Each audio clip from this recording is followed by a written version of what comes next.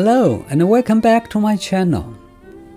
Today, let us once again talk about philosophy. If you are new to this channel, my name is Frank Zhu and I'm a college professor teaching sociology, history and philosophy. I'm also an award-winning landscape photographer.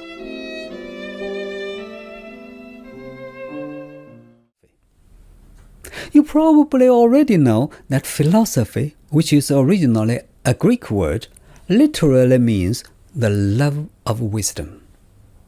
Therefore, you believe that by studying philosophy you would gain knowledge and become wise. Obviously, such belief is based on the assumption that once you become knowledgeable, you will be a wise person. It is true that doing philosophy is all about obtaining wisdom, which enables you to understand the world better and live your life more enjoyably. However, what I want to point out and emphasize is that wisdom is not the same as knowledge. In other words, the point that I want to make is that a knowledgeable person is not necessarily a wise person. So, why should I say that? How is knowledge different from wisdom? Are they related with each other? In this video, I'm going to answer those questions. I will also talk about two other concepts that are related with knowledge and wisdom, that is, belief and opinion. Now, please keep in mind that this video is not an English lesson because I'm not simply providing a definition for each term. Instead, I will look at each of them from a philosophical perspective. Of course, English learners will surely benefit from watching this video. As a matter of fact, those of you who are learning English will benefit from all of my videos because I always speak English as slowly and as clearly as possible. And I always try my best to use as simple language as possible. As a professor who has had many students coming from non-English speaking countries, I understand their difficulties and their needs. I actually once taught English to a class of ESL students. I may make a video talking about how to learn English and improve language proficiencies in the future. If you are from a non-English speaking country and you are learning the English language, I strongly suggest that you subscribe to my channel.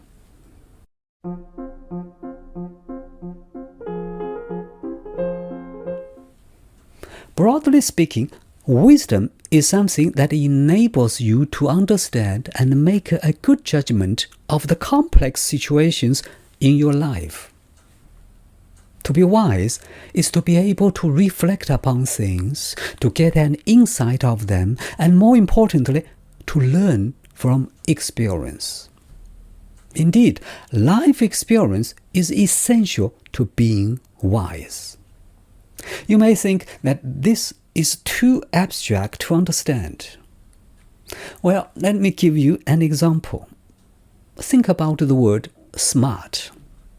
We often use this word to describe a clever and knowledgeable boy, but we don't usually use this word for an old man. Instead, the word wise is often used, suggesting an accumulation of life experience. Generally speaking, we obtain knowledge and wisdom in different ways, as I will explain in the next section. Unlike knowledge, which is intellectual and theoretical and which is obtained through formal education and specialized training, wisdom is reasonable and practical and which is only achieved by reflecting on real-life situations. And that takes effort, trial and error, pain, sweat, and even tears. Furthermore, wisdom is often associated with personal virtue. A wise person is usually believed to be a person who possesses good virtues and who sets up good examples and who is admired and respected by others. A knowledgeable person is not necessarily regarded as having virtues. Of course, a knowledgeable person is someone with whom you can have an informative and intelligent conversation and gain some knowledge.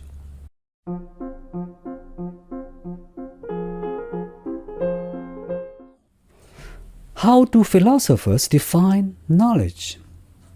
First of all, obtaining knowledge involves logical argumentation, empirical experiments, predictions, or demonstrations.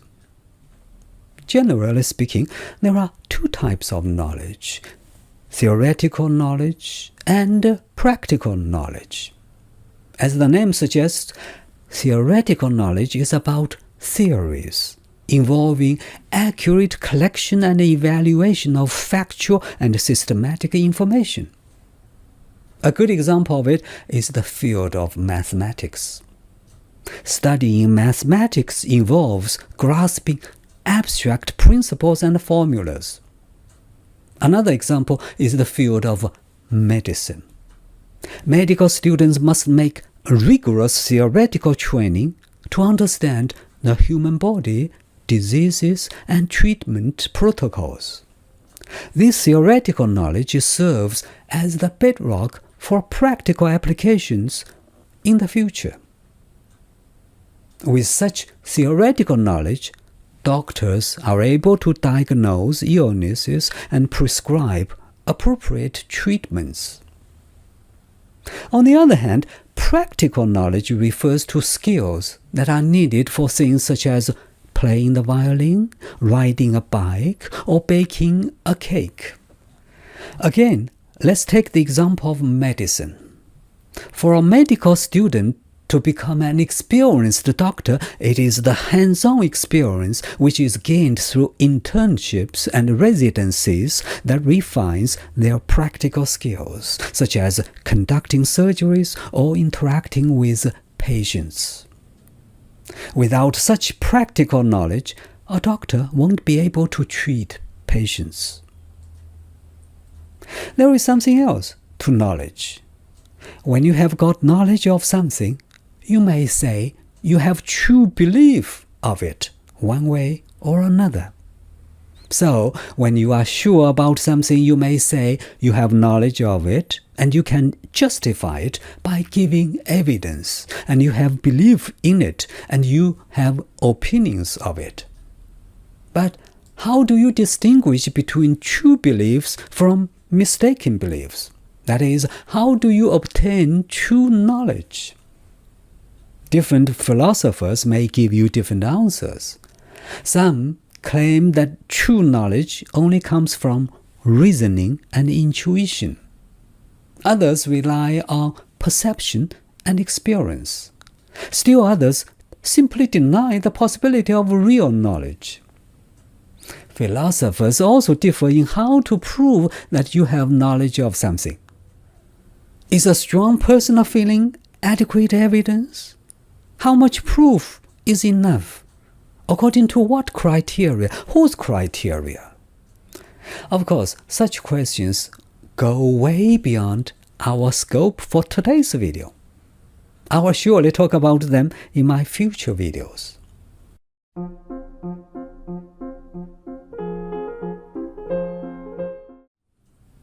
Now, let's talk about belief in more detail. Beliefs are related to knowledge. But unlike knowledge, beliefs do not need to be true. A belief is your subjective idea that a certain claim is true. It is only your mental state. It is possible that you may be firmly convinced that your belief is correct when it is actually not.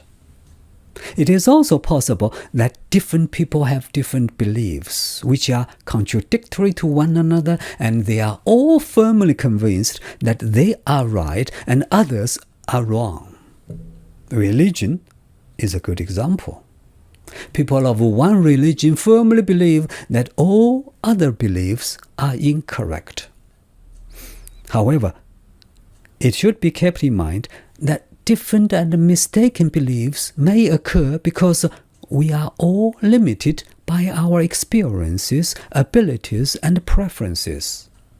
It is possible that your beliefs are true, but you are unable to prove them with enough evidence. To prove that your belief is a fact is certainly difficult. That's why you need to obtain knowledge and study philosophy. Speaking of beliefs, I think I need to explain one more term that is related to both knowledge and belief. That is, opinion. In a sense, an opinion is a kind of belief. It is a belief or judgment which expresses a feeling, an attitude, but which falls short of absolute conviction, certainty, or positive knowledge. Unlike truth, which are objective, absolute, and universal, opinions are subjective and vary by the individual.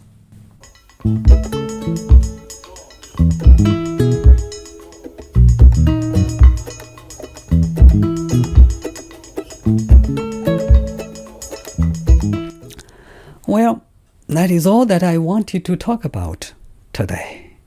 But before I leave, let me once again make the point that I always make in every one of my philosophy videos. Philosophy means the love of wisdom. Wisdom is the possession of knowledge, experience, and good judgment. Yet, knowledge itself is only information. Wisdom is the use of knowledge to pursue the good life. Finally, let me wrap up this video by asking you a rhetorical question. Did you know that Socrates famously said, "The only true wisdom is in knowing that you know nothing"? Thank you for watching this video. If you have enjoyed this video, or if you think you have learned something, please give me a thumb up. Better still, please consider subscribing to my channel. Hopefully, I will see you in the next video. Goodbye and take care.